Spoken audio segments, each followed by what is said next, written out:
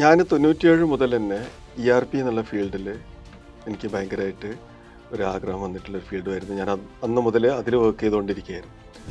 5 employees ആയിട്ട് start ചെയ്ത് ഇപ്പം 30ഓളം എംപ്ലോയീസിലേക്ക് എത്തി നിൽക്കുന്നുണ്ട്. 2021 ആകുമ്പോഴേക്ക് നമ്മൾ സിൽവർ പാർട്ട്ണർ എന്നുള്ള ഗ്രേഡിലേക്ക് കയറി. അതുകൂടാതെ ബസാം ഇൻഫോടെക്കിന് ഇന്ത്യയിലുള്ള ഓഫീസ് കൂടാതെ UAE മറ്റൊരു ഓഫീസുണ്ട്, സൗദി അറേബ്യയിലൊരു ഓഫീസുണ്ട്, USA വിർച്വൽ ഓഫീസും ഉണ്ട്. ERP പ്രൊജക്റ്റിനെ സംബന്ധിച്ചിടത്തോളം കണക്കുകൾ എടുത്ത് നോക്കിക്കഴിഞ്ഞാൽ ഫെയിലിയർ റേറ്റാണ് സക്സസ് റേറ്റിനേക്കാളും കൂടുതൽ.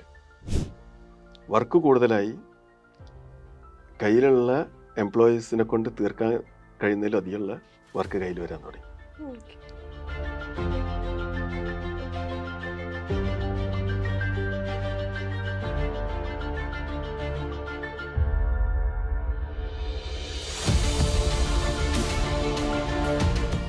ERP സൊല്യൂഷൻ രംഗത്ത് കഴിഞ്ഞ 6 വർഷമായി തിളങ്ങി നിൽക്കുന്ന ബസാം ഇൻഫോടെക്കിന്റെ സിഇഒയും ഫൗണ്ടറുമായ ഹർഷദ് ആണ് ഇന്ന് നമ്മളുടെ കൂടെ മീറ്റപ്പ് സിഇഒയിലുള്ളത്. ഈ ചുരുങ്ങിയ കാലം കൊണ്ട് തന്നെ 31ഓളം രാജ്യങ്ങളിൽ സർവീസ് പ്രൊവൈഡ് ചെയ്തിട്ടുള്ള ഒരു കമ്പനി കൂടിയാണ് ബസാം ഇൻഫോടെക്.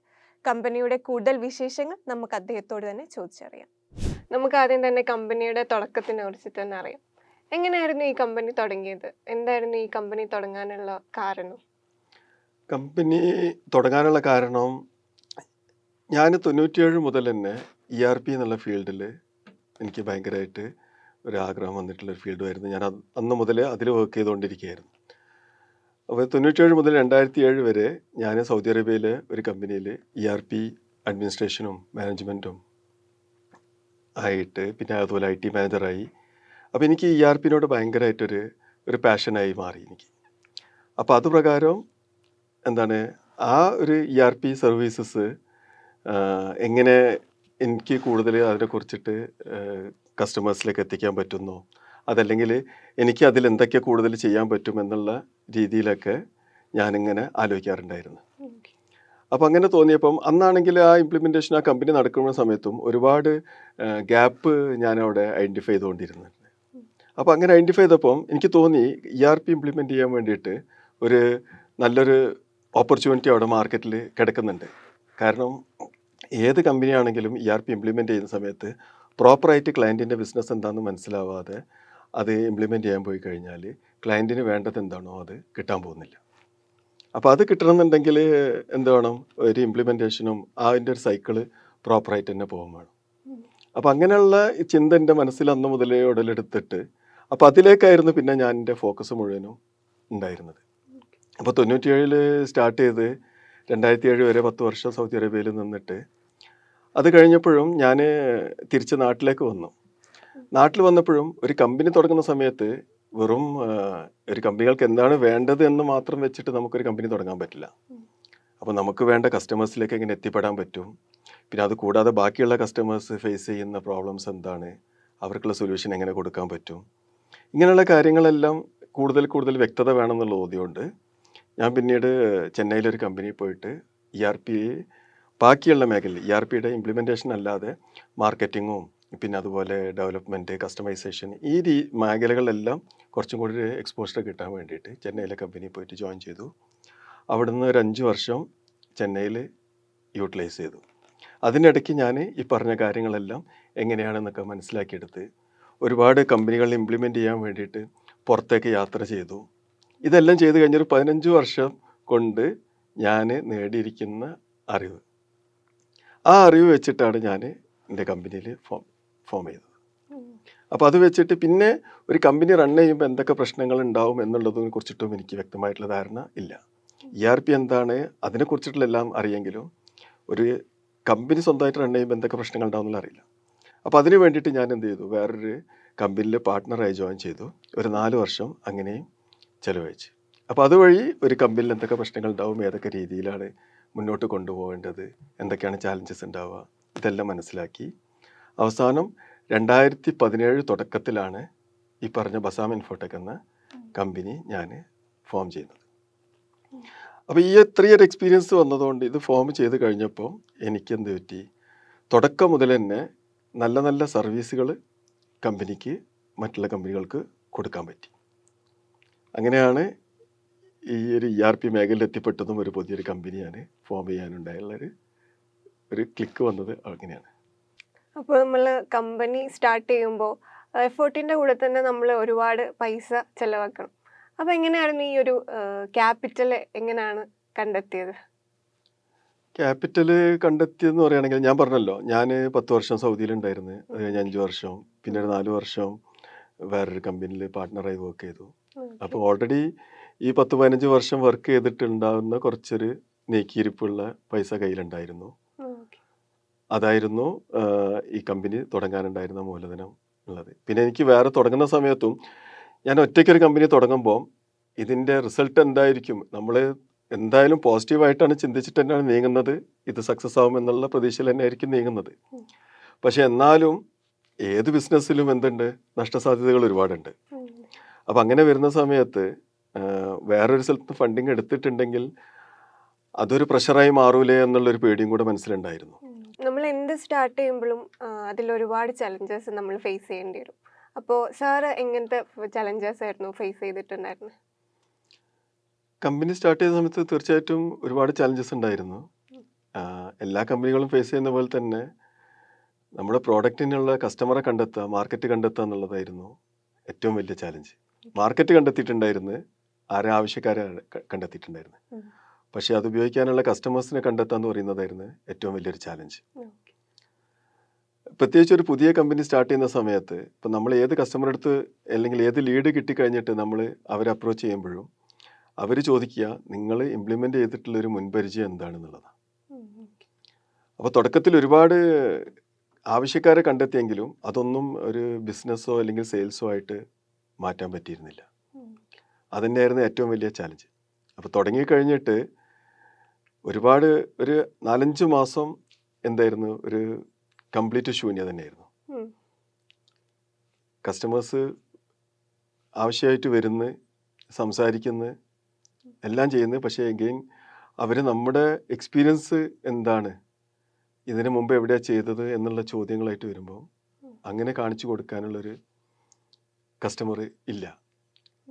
അപ്പോൾ ആദ്യത്തെ കസ്റ്റമറെ കിട്ടുക എന്നുള്ളതായിരുന്നു ഏറ്റവും വലിയ ചാലഞ്ച്. മാർച്ചിൽ തുടങ്ങിയിട്ട് ആദ്യത്തെ കസ്റ്റമർ ഓൺബോർഡ് ചെയ്യുന്നത് ഓഗസ്റ്റിലാണ്. അപ്പോൾ അത് ചെയ്യാൻ വേണ്ടിയിട്ട് അപ്പോൾ ആദ്യം നമ്മൾ എങ്ങനെയാണ് പ്രൈസ് കൊടുക്കുക എന്ന് പറഞ്ഞാൽ അവർക്ക് ചെയ്ത് കൊടുക്കേണ്ട വർക്കിന് എത്രത്തോളം എഫേർട്ട് വരുമെന്ന് കണക്കാക്കി ആ എഫേർട്ടിനനുസരിച്ചിട്ടുള്ളൊരു പ്രൈസായിരുന്നു കസ്റ്റമറിന് കൊടുത്തിരുന്നത്. പക്ഷെ അതേസമയം കസ്റ്റമറെ കിട്ടാൻ വേണ്ടിയിട്ട് നമ്മൾ മാർക്കറ്റിങ്ങിന് ഒരുപാട് ചിലവാക്കുന്നുണ്ടായിരുന്നു. അപ്പോൾ കസ്റ്റമേഴ്സിനെ നമുക്ക് കിട്ടാതായ സമയത്ത് ഞാൻ ആലോചിച്ചു, അപ്പോൾ മാർക്കറ്റിങ്ങിലേക്ക് സ്പെൻഡ് ചെയ്യുന്ന ഒരു എമൗണ്ട് ഏതെങ്കിലും ഒരു കസ്റ്റമർക്കുള്ള പ്രൊജക്റ്റായിട്ട് സ്പെൻഡ് ചെയ്ത് കഴിഞ്ഞാൽ എനിക്ക് കാണിച്ചു കൊടുക്കാൻ ഒരു കസ്റ്റമർ ഉണ്ടാവില്ലേ എന്നുള്ളൊരു ചിന്ത മനസ്സിൽ കയറി വന്നു. അപ്പം അങ്ങനെ ആലോചിച്ചിട്ടാണ് ആദ്യത്തെ കസ്റ്റമർ ആപ്കോ ഗ്രൂപ്പിൻ്റെ ആപ്കോ യമഹയുടെ അവർക്കുള്ളൊരു ആപ്ലിക്കേഷനായിരുന്നു. അവർക്ക് വേണ്ട CRM അത് റിലേറ്റഡ് ആയിട്ടുള്ള കാര്യങ്ങൾ വേണമെന്ന് പറഞ്ഞു. അപ്പോൾ അത് എൻ്റെ കോസ്റ്റിൻ്റെ ഏകദേശം ഒരു 5/1 കോസ്റ്റിനാണ് ഞാൻ കസ്റ്റമർക്ക് കൊടുക്കുന്നത്. അങ്ങനെയാണ് ഞാൻ ആദ്യത്തെ കസ്റ്റമർ ഉണ്ടാക്കിയെടുക്കുന്നത്. അപ്പോൾ ആ ഒരു കസ്റ്റമറെ കിട്ടുന്നത് വരെയായിരുന്നു ഭയങ്കര ചാലഞ്ചായിരുന്നത്. വൺസ് അത് കിട്ടിക്കഴിഞ്ഞപ്പോൾ പിന്നെ അടുത്ത ലീഡ് വരുന്ന സമയത്ത് എനിക്ക് കാണിച്ചു കൊടുക്കാൻ അറ്റ്ലീസ്റ്റ് ഒരു കസ്റ്റമറെങ്കിലും ഉണ്ടായി. പക്ഷേ ERP എന്നുള്ള മേഖലയിലേക്ക് വരുമ്പോൾ നമുക്ക് ഒരുപാട് ഡൊമൈൻ ഉണ്ട്. സെയിൽസ് ആൻഡ് ഡിസ്ട്രിബ്യൂഷൻ വരുന്നുണ്ട്, മാനുഫാക്ചറിങ് വരുന്നുണ്ട്, പ്രൊജക്ട് മാനേജ്മെൻറ്റ് വരുന്നുണ്ട്, ഫിനാൻസ്, HR, അങ്ങനെ ഡിഫറെൻറ്റ് ഏരിയാസിലുള്ള ഡൊമൈൻസ് വരും. പിന്നെ അടുത്ത ചാലഞ്ച് ഇപ്പോൾ നമ്മൾ ആദ്യം ചെയ്തത് CRM റിലേറ്റഡ് ആണ്. പിന്നെ വരുന്ന കസ്റ്റമേഴ്സിന് അവരുടെ ഡൊമൈൻ റിലേറ്റഡ് ആയിട്ടുള്ള എന്ത് എക്സ്പീരിയൻസ് ഉണ്ടെന്നുള്ള ചോദ്യം. അപ്പോൾ ഓരോ മേഖലയിലും അല്ലെങ്കിൽ ഓരോ ഡൊമൈനിലും ഒരു കസ്റ്റമർ ഉണ്ടാക്കിയെടുക്കുക എന്നുള്ളതായി അടുത്ത ചാലഞ്ച്. അങ്ങനെ എന്താ പറയുക, ഇത് കാലങ്ങൾ കടന്നു പോകുന്നുണ്ട്, മാസങ്ങൾ കടന്നു പോകുന്നുണ്ട്. പക്ഷേ എല്ലാ ഡൊമൈനിലുള്ള കസ്റ്റമറെ ഫസ്റ്റ് ഉണ്ടാക്കിയെടുക്കുന്ന ഒരു സമയമുണ്ടല്ലോ, അതായിരുന്നു കമ്പനിയെ സംബന്ധിച്ചിടത്തോളം ഏറ്റവും ചാലഞ്ചിങ് ആയിട്ട് കടന്നു പോകാന്നുള്ളത്. കാരണം ഇതേ സമയത്ത് കമ്പനിയുടെ ചിലവുകൾ അതേപോലെ നിൽക്കുന്നുണ്ട്, എംപ്ലോയീസ് ഉണ്ട്, അവർക്ക് മാസാമാസമുള്ള സാലറിയും മറ്റ് എക്സ്പെൻസസും മീറ്റ് ചെയ്യണം. അപ്പോൾ ഒരു കമ്പനി തുടങ്ങിയ സമയത്ത് ഇതൊക്കെയായിരുന്നു മെയിനായിട്ടുള്ള ചാലഞ്ചസ്. ഒരുപാട് ചലഞ്ചസ് കഴിഞ്ഞ് ഇപ്പം നമ്മളൊരു സക്സസ്സിൽ എത്തിയിട്ടുണ്ട്. അപ്പോൾ ഈ ഒരു ജേണി, ഈ ഒരു ചലഞ്ച് മുതൽ ഈ സക്സസ് വരെയുള്ള ഒരു ജേണി എങ്ങനെയായിരുന്നു, എങ്ങനെയാണ് നോക്കിക്കാണുന്നത് എന്ന് പറയൂ. ഞാൻ പറഞ്ഞല്ലോ, തുടക്കത്തിൽ ഭയങ്കര ഒരു ചാലഞ്ചിങ് ആയിരുന്നു, സ്ട്രഗ്ലിംഗ് പീരീഡ് ആയിരുന്നു. അത് ക്രമേണ എന്തായി, ഈ സെയിൽസിൻ്റെ ഗ്രാഫ് ഉയർന്നു വരാൻ തുടങ്ങി. അപ്പം കൂടുതൽ കസ്റ്റമേഴ്സിനെ നമുക്ക് എത്താൻ പറ്റി, കൂടുതൽ മേഖലകൾക്ക് ഇറങ്ങി ചെല്ലാൻ പറ്റി. ആദ്യത്തെ ഒരു 3 വർഷത്തോളം എന്തായിരുന്നു ഈ ഒരു സ്ട്രഗ്ലിംഗ് എന്ന് വേണമെങ്കിൽ പറയാം. ശരിക്കും ഫസ്റ്റ് ഇയർ ആയിരുന്നു ഏറ്റവും സ്ട്രഗ്ലിംഗ് ആയിരുന്നു. അപ്പോൾ ഒരു വർഷം കഴിഞ്ഞപ്പം പിന്നെ എന്താ പറ്റി, അടുത്ത 2-3 വർഷത്തേക്ക് കമ്പനി നടത്തിപ്പിന് വേണ്ടിയിട്ടുള്ള വരുമാനം ബിസിനസ്സിൻ്റെ അകത്തുനിന്ന് വരാൻ തുടങ്ങി. അപ്പം അങ്ങനെ ആവുന്ന മറ്റേത് എന്താ പറ്റുകയെന്ന് പറഞ്ഞാൽ, മനസ്സിലാകെ എന്താ ഉണ്ടാവുക പറഞ്ഞാൽ, ഓരോ മാസം കഴിയുമ്പോഴും അടുത്ത 1-ാം തീയതിയിലേക്ക് വരുമ്പം ആ അടുത്ത 1-ാം തീയതിയിലേക്ക് കൊടുക്കാനുള്ള സാലറിയും അതുപോലെയുള്ള എക്സ്പെൻസസും മീറ്റ് ചെയ്യാനായി എന്ത് ചെയ്യും എന്നുള്ളതായിരുന്നു. അപ്പോൾ അത് എന്ത് പറ്റി, കുറച്ച് കാലം കഴിഞ്ഞപ്പം, ഒരു വർഷം കഴിഞ്ഞപ്പം അത് വരാൻ തുടങ്ങി. പിന്നെ കസ്റ്റമേഴ്സ് കൂടുതൽ കസ്റ്റമേഴ്സിനെ കിട്ടാൻ തുടങ്ങി. അപ്പോൾ അത് വെച്ചിട്ട് ചിലവുകളെല്ലാം, വരുമാനവും ചിലവും എല്ലാം ഒത്തുപിടിച്ച് ആ രീതിയിലേക്ക് മുന്നോട്ട് പോയിട്ട് അങ്ങനെ പറ്റി. ആ ഒരു യാത്ര ഒരു 3 വർഷം നീണ്ടു നിന്നു. ഒരു 3 വർഷം കഴിഞ്ഞപ്പോഴാണ് കൊറോണ വരുന്നത്. അപ്പോൾ കൊറോണ വരുന്ന സമയത്ത് ലോകം മുഴുവൻ അടച്ചിടലായി. എന്ത് ചെയ്യണം, എന്തായിരിക്കും ഇതിൻ്റെ ഭാവി? കാരണം പാൻഡമിക് എന്നുള്ളത് ആർക്കും അനുഭവിച്ചറിയാത്ത ഒരു സാധനമാണ്. ഇപ്പോൾ ഈ തലമുറയിൽപ്പെട്ട ആർക്കും അതിനെക്കുറിച്ച് അറിയില്ല. അപ്പോൾ അതെങ്ങനെയായിരിക്കും ഇത് മുന്നോട്ട് പോവുക, എത്ര കാലം ഉണ്ടാവും എന്നുള്ളതിനെ കുറിച്ചിട്ടൊരു ധാരണ ഉണ്ടായിരുന്നില്ല. ഷട്ട് ഡൗൺ തുടങ്ങി, എംപ്ലോയീസ് ആരും ഓഫീസിൽ വരാതെയായി. അപ്പം അങ്ങനെ വരുന്നൊരു സന്ദർഭത്തിൽ എങ്ങനെ മുന്നോട്ട് പോകണമെന്നാകെ പകച്ചു നിൽക്കേണ്ട ഒരു അവസ്ഥയായിരിക്കുമോ എന്ന് നിൽക്കുമ്പോഴാണ് IT മേഖലയ്ക്ക് ഒരു പോസിറ്റീവായിട്ടുള്ളൊരു രീതിയിലേക്ക് കാര്യങ്ങൾ മാറി മറിയാൻ തുടങ്ങിയത്. ഒരുപാട് കമ്പനികൾ എന്ത് ചെയ്ത്, ഈ കൊറോണ സമയം അവരുടെ സോഫ്റ്റ്വെയർ അപ്ഗ്രേഡ് ചെയ്യാൻ വേണ്ടിയിട്ടും പുതിയ കാര്യങ്ങൾ അവരുടെ സോഫ്റ്റ്വെയറിൽ കൊണ്ടുവരാൻ വേണ്ടിയിട്ടുള്ള ശ്രമങ്ങൾ ആരംഭിച്ചു. അത് ഫലത്തിൽ നമ്മളെപ്പോലുള്ള കമ്പനികൾക്ക് ഒരു ഗുണത്തിലേക്കാണ് എത്തിപ്പെട്ടത്. ഇപ്പോൾ കഴിഞ്ഞൊരു 6 വർഷം ഞാൻ പറഞ്ഞു നോക്കിയില്ലേ, ആദ്യത്തെ 3 വർഷം ഒത്തുപിടിച്ചു പോയി. 4-ാം വർഷമായിരുന്നു കമ്പനിയെ സംബന്ധിച്ചിടത്തോളം ഏറ്റവും കൂടുതൽ ലാഭം ഉണ്ടാക്കിയിരുന്നൊരു വർഷം. ഈ 4-ാം വർഷം എന്ന് പറയുകയാണെങ്കിൽ 2020-21 കൊറോണ അതിൻ്റെ ഏറ്റവും പീക്കിൽ അരങ്ങേറിയ ഒരു സമയത്ത്. ആ സമയത്തായിരുന്നു കമ്പനിയെ സംബന്ധിച്ചിടത്തോളം ഏറ്റവും കൂടുതൽ ബിസിനസ് വന്നതും ഏറ്റവും കൂടുതൽ വർക്ക് വന്നതും ഏറ്റവും ലാഭത്തിലേക്ക് എത്താൻ പറ്റിയത്. അപ്പോൾ അതുവഴി കൂടുതൽ രാജ്യങ്ങളിലേക്ക് സർവീസസ് കൊടുക്കാൻ പറ്റി. പിന്നെ കൂടുതൽ എൻക്വയറീസ് വരാൻ തുടങ്ങി. അപ്പോൾ ഇതേ സമയം തന്നെ നമ്മൾ ചെയ്യുന്നത് Odoo ERP എന്നുള്ള ഒരു ആപ്ലിക്കേഷനാണ്. ഈ Odoo ERPക്ക് കസ്റ്റമേഴ്സ് ഒരുപാട് എൻക്വയറീസ് വരാൻ തുടങ്ങി. നമ്മൾ അതേ സമയം തന്നെ ഈ ഓഡോയുടെ ഒഫീഷ്യൽ പാർട്ട്ണറായിട്ട് മാറി. പാർട്ട്ണർ മാറിയതും നമുക്ക് ഒരുപാട് ഗുണങ്ങളുണ്ടായി. അപ്പോൾ ആ രീതിയിൽ നോക്കുമ്പോൾ ഒരു 4-ാം വർഷം മുതൽ അങ്ങോട്ടേക്ക് ഒരു വെച്ചടി കയറ്റായിരുന്നു. പിന്നെ ഫേസ് ചെയ്തിരിക്കുന്ന ഏറ്റവും വലിയ പ്രോബ്ലംസ് നമുക്ക് നല്ല എംപ്ലോയീസിനെ കിട്ടുക എന്നുള്ളത്. വർക്ക് കൂടുതലായി, കയ്യിലുള്ള എംപ്ലോയീസിനെ കൊണ്ട് തീർക്കാൻ കഴിയുന്നതിലധികമുള്ള വർക്ക് കയ്യിൽ വരാൻ തുടങ്ങി. അപ്പം അങ്ങനെ ആവുന്ന സമയത്ത് എക്സിസ്റ്റിംഗ് എംപ്ലോയീസിനെ കൊണ്ട് തന്നെ എങ്ങനെ ഏറ്റവും കൂടുതൽ അവർക്ക് നല്ല ഔട്ട്പുട്ട് എങ്ങനെ തരാൻ പറ്റും എന്നുള്ള രീതിയിലേക്ക് കാര്യങ്ങൾ കൊണ്ടുപോകാൻ നോക്കി. അത് നോക്കാൻ പറ്റി. പിന്നെ കൂടുതൽ എംപ്ലോയീസിനെ ഹയർ ചെയ്തു. അങ്ങനെ 4-ാം വർഷവും പിന്നെ 5-ാം വർഷവും 6-ാം വർഷമൊക്കെ ഒരു നല്ലൊരു വെച്ചടി കയറ്റമായിട്ടാണ് അനുഭവിച്ചറിയാൻ പറ്റിയത്. താങ്ങാവുന്നതിലധികം കൂടുതൽ വർക്കുകൾ വന്നെന്ന് പറഞ്ഞല്ലോ. ആ ഒരു ടൈമിൽ എങ്ങനെയാണ് എംപ്ലോയീസിനൊക്കെ ട്രീറ്റ് ചെയ്തത് എന്ന് പറയാം. എംപ്ലോയീസിനെ ട്രീറ്റ് ചെയ്ത് പറഞ്ഞാൽ ഞാൻ ആദ്യം പറയുന്നത്, ഞാൻ എൻ്റെ കമ്പനീൻ്റെ ഗ്രോത്തിൻ്റെ എല്ലാ ക്രെഡിറ്റും കൊടുക്കുക എൻ്റെ എംപ്ലോയീസിനാണ്. കാരണം എനിക്ക് കിട്ടിയിരിക്കുന്നത് അത്രയും നല്ലൊരു എന്താ പറയുക, ഒരു നല്ലൊരു ഓസം ഒരു അടിപൊളി ടീമിനാണ് എൻ്റെ കൂടെ എനിക്ക് കിട്ടിയിരിക്കുന്നത്. ഒരാളെയും മാറ്റി നിർത്താൻ പറ്റാതെ എല്ലാവരും ഒന്നിനൊന്ന് മെച്ചം എന്ന രീതിയിലായിരുന്നു. അവർക്ക് അവർ ചെയ്യുന്നത് എന്താണെന്നും കമ്പനിയുടെ വിഷൻ എന്താണെന്നുള്ളതും എന്തൊക്കെയാണ് ചെയ്യേണ്ടതെന്നും അവരുടെ ഗ്രോത്തിനെ കുറിച്ചിട്ടും അവരുടെ ഭാവിയെക്കുറിച്ചിട്ടും കമ്പനിയുടെ ഭാവിയെക്കുറിച്ചിട്ടെല്ലാം വളരെ വ്യക്തമായിട്ടുള്ള ധാരണ ഉണ്ടായിരുന്നു. അപ്പം കസ്റ്റമർ സാറ്റിസ്ഫാക്ഷൻ എന്നുള്ളത് നമ്മുടെ മുഖമുദ്രയായിട്ടാണ് നമ്മൾ എപ്പോഴും കാണുന്നത്. അപ്പം അത് അച്ചീവ് ചെയ്യാൻ വേണ്ടിയിട്ട് ഓരോരുത്തരും എന്ത് ചെയ്തിട്ടുണ്ട്, അവരുടേതായിട്ടുള്ള കോൺട്രിബ്യൂഷൻ അവർ കമ്പനിയിലേക്ക് പ്രൊവൈഡ് ചെയ്തിട്ടുണ്ട്. മാനേജ്മെൻറ്റിനെ സംബന്ധിച്ചിടത്തോളം ഇത് ഏറ്റവും ഒരു സന്തോഷം ഉണ്ടാക്കുന്നൊരു കാര്യമാണിത്. കാരണം നമ്മൾ ആഗ്രഹിക്കുന്ന രീതിയിൽ നമ്മൾ എംപ്ലോയീസിൻ്റെ അടുത്ത് നിന്ന് നമുക്കൊരു റെസ്പോൺസ് കിട്ടുക എന്നുള്ളതും നമ്മുടെ വിഷന് പൂർത്തീകരിക്കാൻ വേണ്ടിയിട്ട് അവർ നമ്മളെ സപ്പോർട്ട് ചെയ്യുക എന്ന് പറയുന്നതും അതൊരു ഏറ്റവും ഭാഗ്യമായിട്ടുള്ളൊരു കാര്യമാണ്. അത് ഏതൊരു കമ്പനിയെ സംബന്ധിച്ചിടത്തോളം അങ്ങനെയാണ് ഉണ്ടാവേണ്ടത്. അപ്പം അങ്ങനെ നോക്കുമ്പോൾ ഞാൻ നേരത്തെ പറഞ്ഞ പോലെ നമ്മുടെ കമ്പനിയിലെ സ്റ്റാഫ് അത്രയും അടിപൊളിയായിട്ടുള്ള സ്റ്റാഫായിരുന്നു. അവർ വളരെ നല്ല നിലക്ക് തന്നെ ഇതിനെ സപ്പോർട്ട് ചെയ്യുകയും ചെയ്തു. അവർക്ക് ഇത് സപ്പോർട്ട് ചെയ്യാൻ ഒരു കാരണം നമ്മൾ ചിലപ്പോൾ ഒരുപക്ഷെ നമ്മൾ കമ്പനി കൊടുക്കുന്ന ഒരു സ്വാതന്ത്ര്യമായിരിക്കും.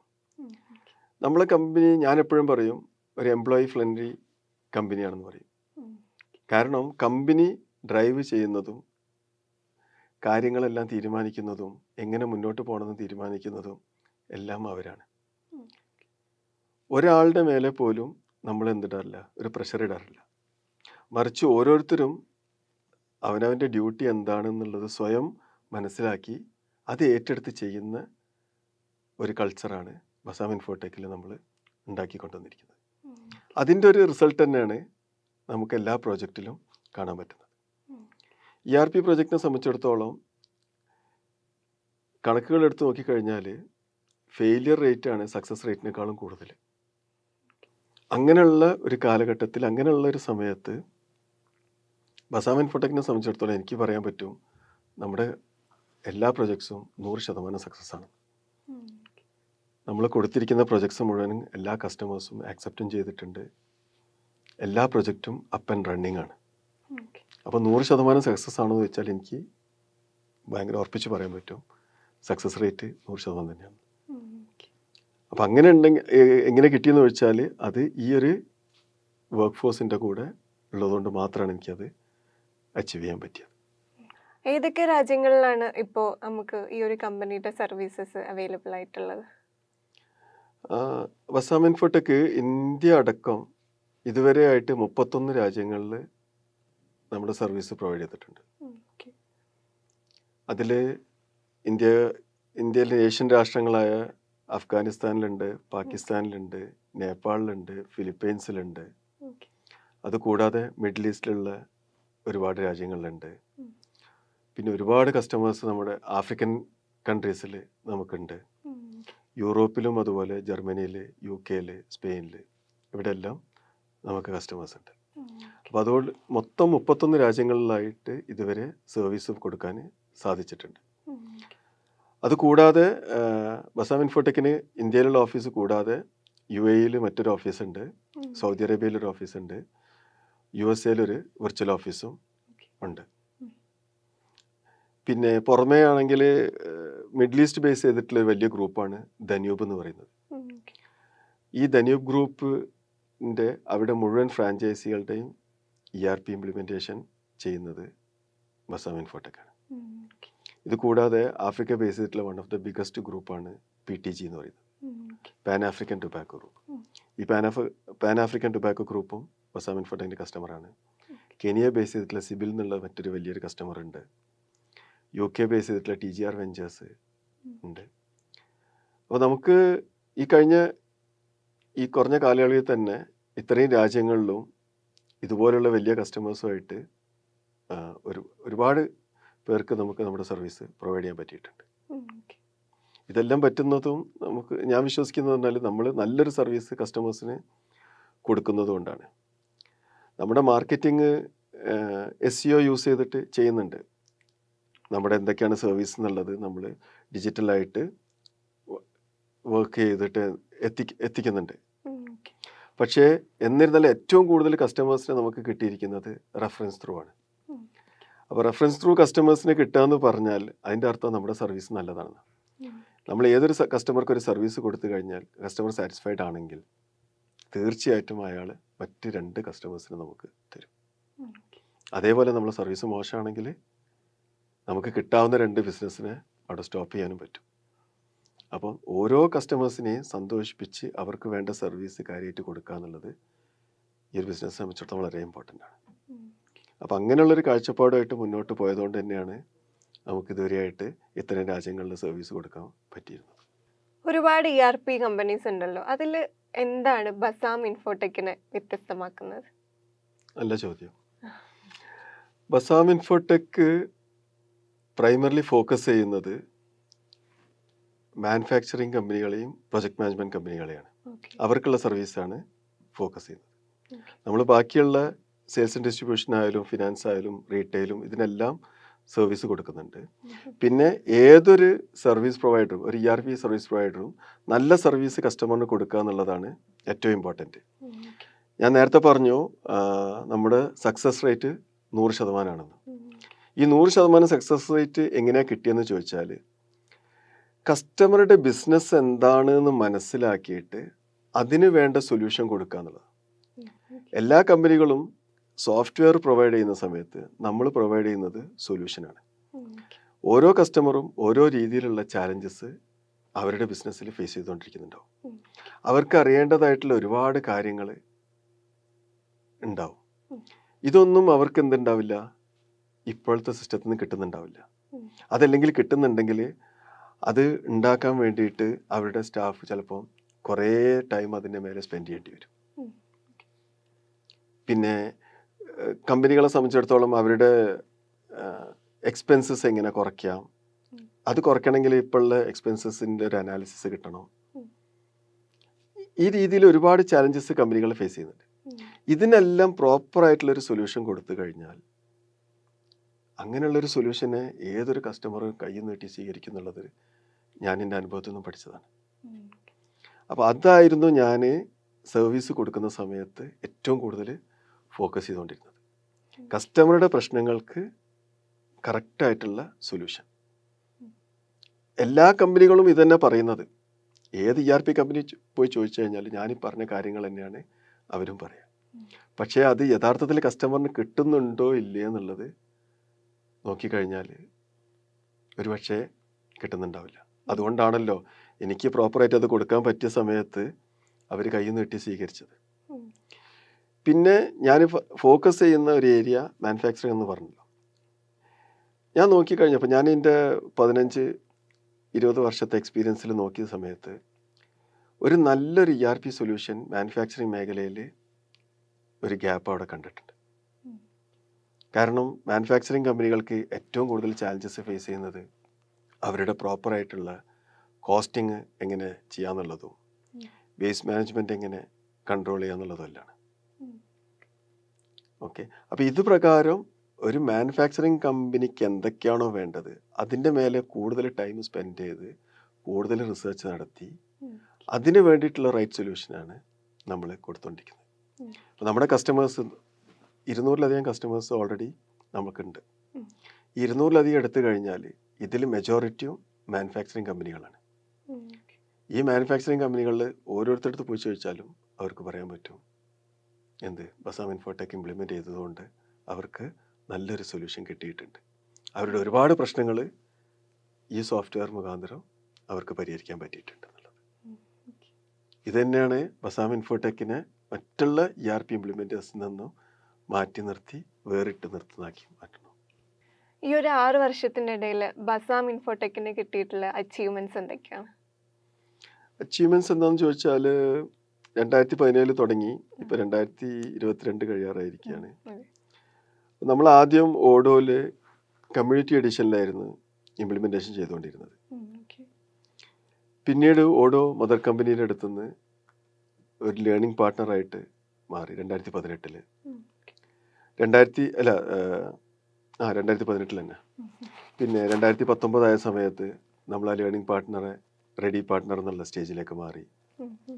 അത് കഴിഞ്ഞ് 2021 ആകുമ്പോഴേക്ക് നമ്മൾ സിൽവർ പാർട്ട്ണർ എന്നുള്ള ഗ്രേഡിലേക്ക് കയറി.